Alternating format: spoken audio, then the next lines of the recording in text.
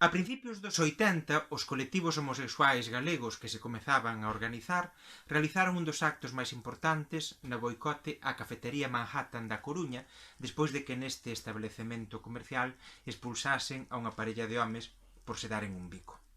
A finais dos 90, isto sí que xa o recordo perfectamente, os bicos entre homes non existían, directamente non existían na televisión. Por exemplo, eu estaba enganchado a unha telenovela que se chamaba Melrose Place, na cal había un único personaxe que non era heterosexual.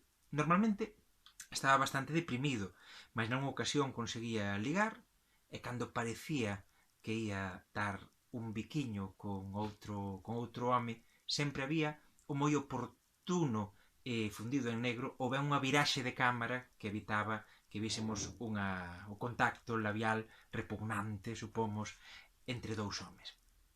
As cousas mudaron e moito, no entanto, hai 10 anos no Estado español, no conxunto do Estado español e tamén en Galiza, despois da aprobación da Lei de Matrimonio entre mulleres ou entre homes.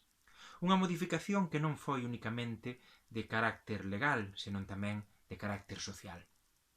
No entanto, o feito de que os bicos políticos entre homes que estamos a ver nos últimos meses, en Cataluña, en Galiza, ben o sabedes, e tamén recentemente no Congreso dos Deputados no Estado español, ese eco que están a ter, digo, demostra que aínda fica moito camiño por andar.